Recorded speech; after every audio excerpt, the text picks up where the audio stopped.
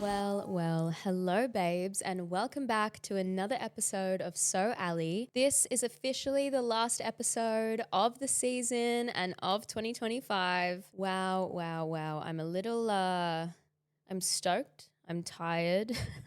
I'm emotional, delusional, all the above, but surviving and thriving as always. Okay, so holy shit, this year has been absolutely wild. I have had incredible highs, incredible lows. Even though I do feel like we've all had a year like that, to me, it feels super surreal that I launched this podcast in October and now we're about to tick over to Jan 2026. Like, it's just the last few months have completely flown by. And I don't know about you guys, but I'm definitely ready for a bit of a reset.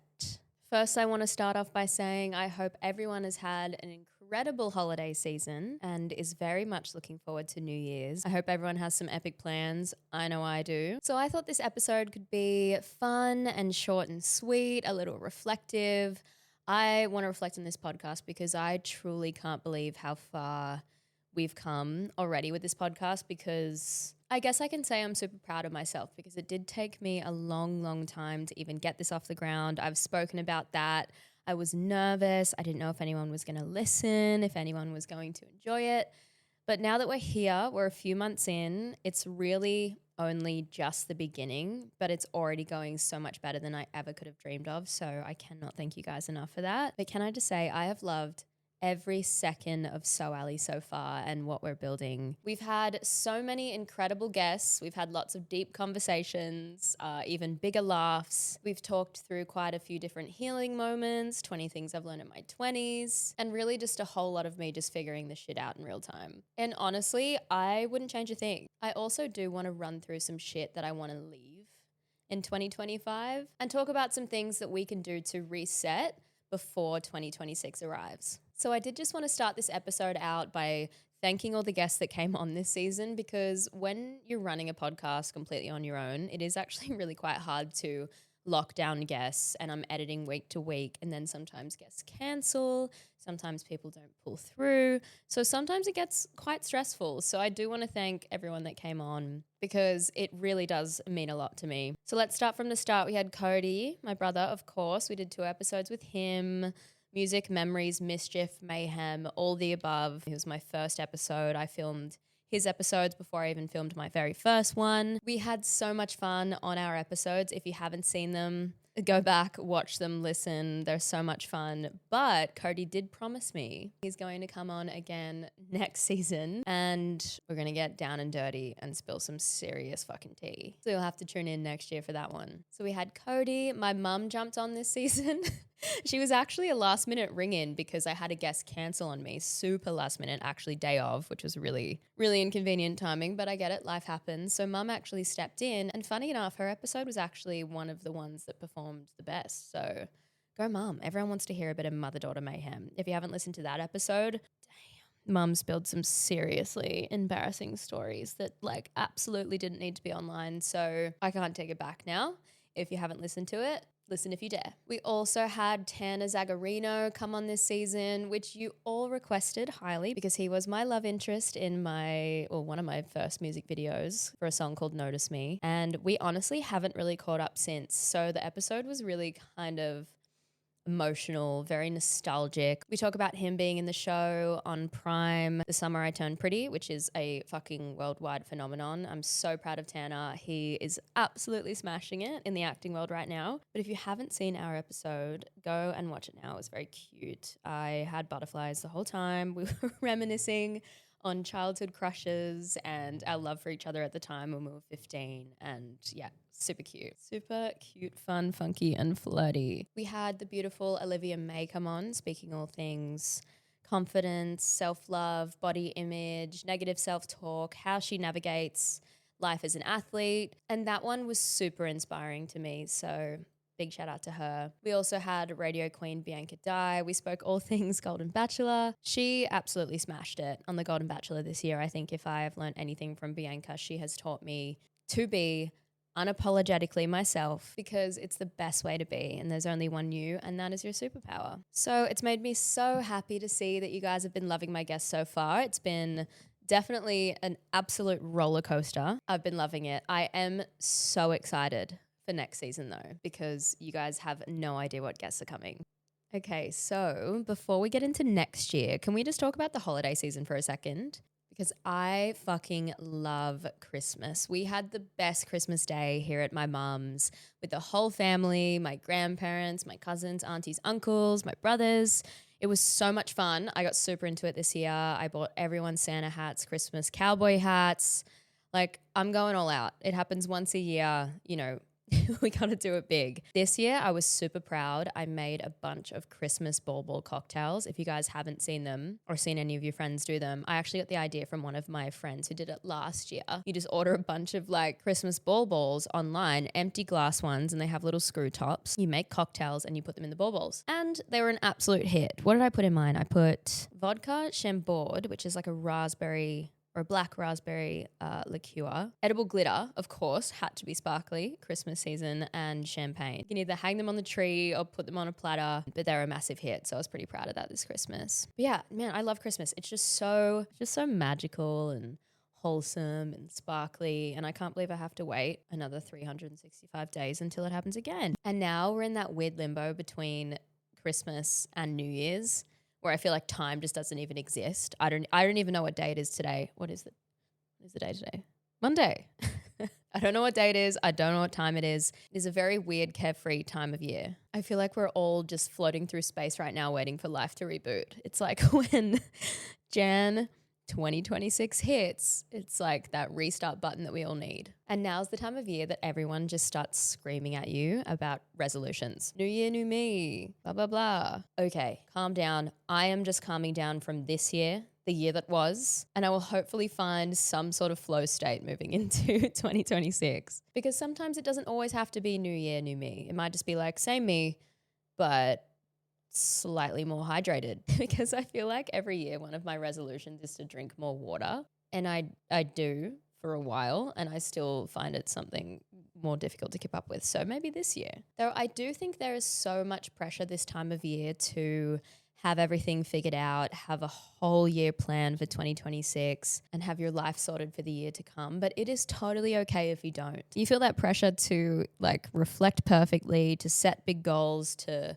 basically decide your entire personality for the next 12 months. When really, I think if you made it through this year and you're still here, you're still trying, you're still going, learning, and still breathing through all the messy parts, then that's already huge. You've already won. So be patient with yourself in this last week of December and let go of the pressure. I think the best way to move into 2026 is just by taking a deep breath and knowing that life is literally one step at a time. This time of year for me really is about just gratitude and rest. Gratitude for the people that showed up for me this year, gratitude for the way that I showed up for myself this year, and gratitude for the lessons that this year allowed us to learn, even the uncomfortable ones. I just want to say whether this year was like your best chapter yet or the worst year of your life, or it was your character development year, your foundational year, a year you'd like to just delete, it's okay. Be proud. These are all years that we need to go through and flow through to become our best self. That's at least what I believe. I am wishing everyone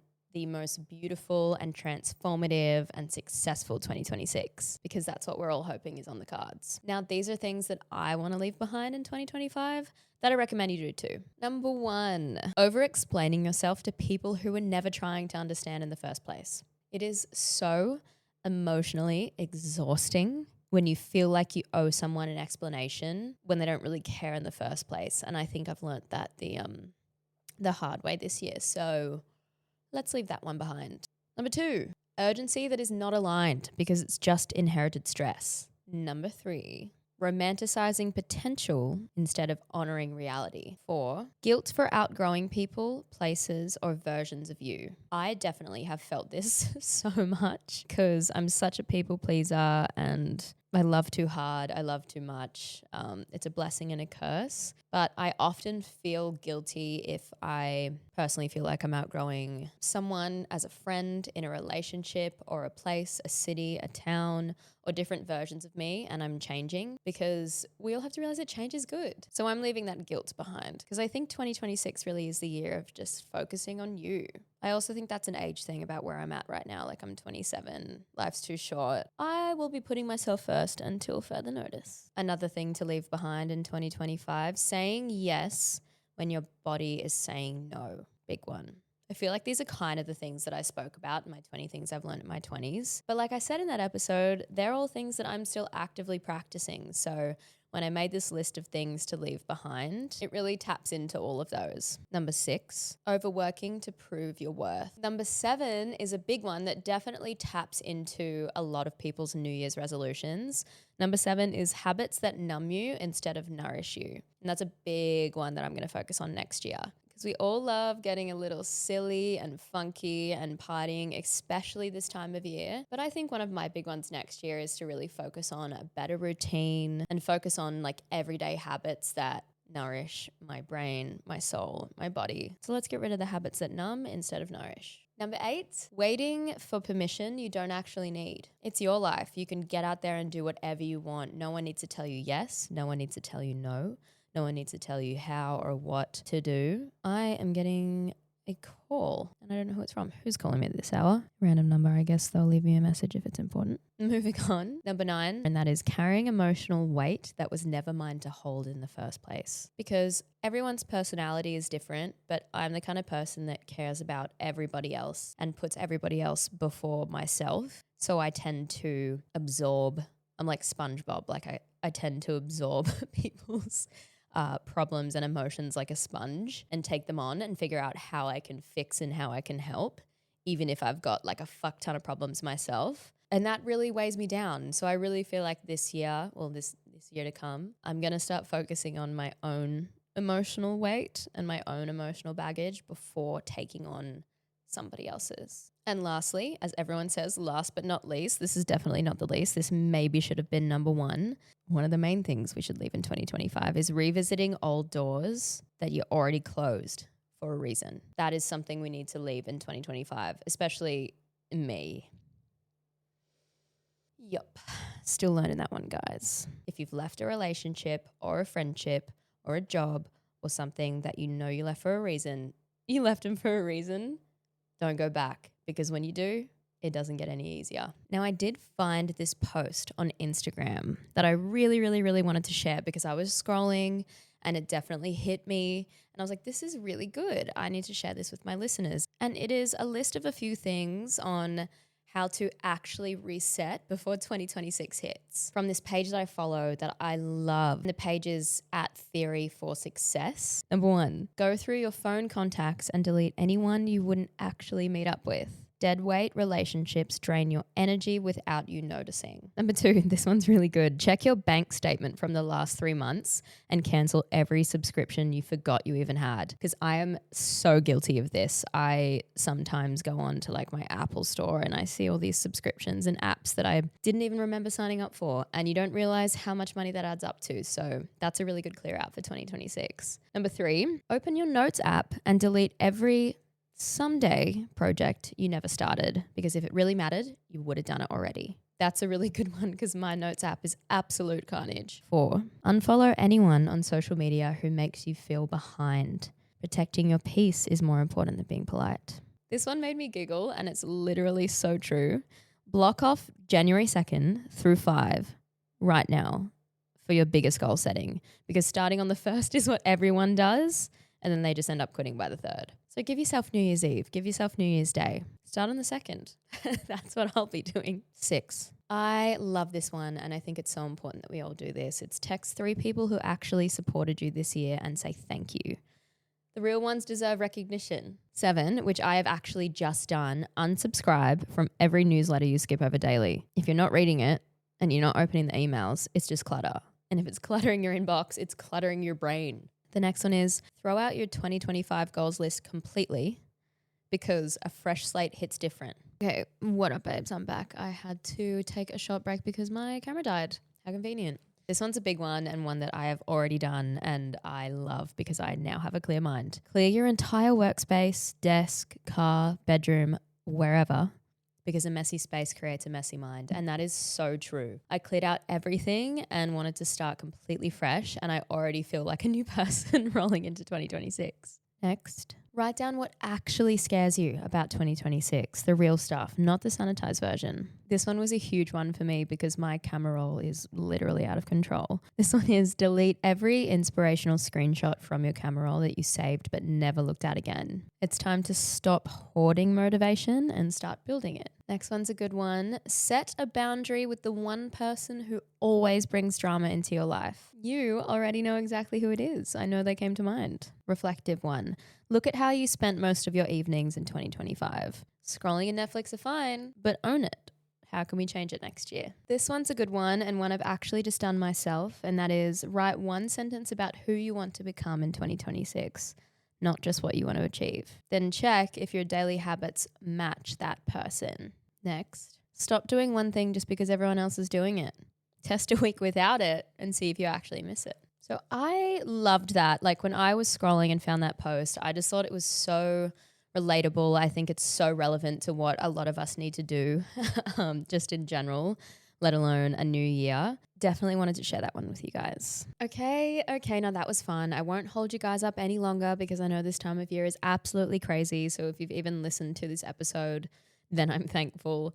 But before we wrap up, let's talk about 2026 because I am so genuinely excited for next year. I'm excited to see where So Alli is going to go. I do really think the last few years I've come a very long way after going through lots of traumatic and difficult experiences, which I will dive into next season on So Alli. But I think this year and 2025 has really felt like a very foundational sort of building stepping stone year for me, which is why I think 2026, well, at least I'm hoping that it's going to be one of my best yet. You know, and everyone says like, oh my God, this is going to be my year, like 2024, 2025, 2026, like this is my year. I have definitely said that the last few years, and the last few years of my life have been some of the hardest. And I've had to learn a lot of lessons. But I think that's gotten me to where I am today, which is why I think 2026 is going to be fucking great. I have a strong feeling that next year is definitely going to be like a glow up year for all. Now, in terms of So Alli in 2026, we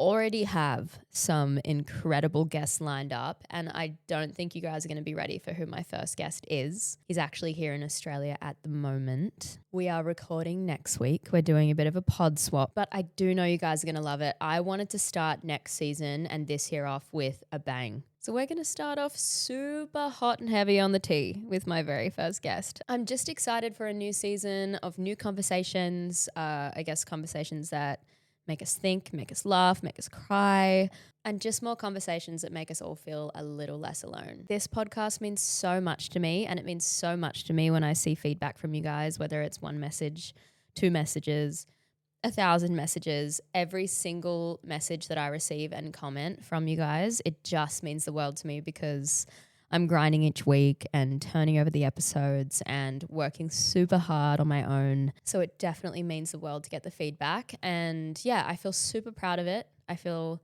super proud of you guys. And yeah, I feel like we are just getting started on a beautiful, beautiful journey. I have also had a major help from the Nest Burleigh, an incredible podcast studio down in Burleigh. Dean, the whole team there, they're amazing. So huge shout out to those guys for helping me through the episodes with my guests that I couldn't have possibly done on my own. So thank you.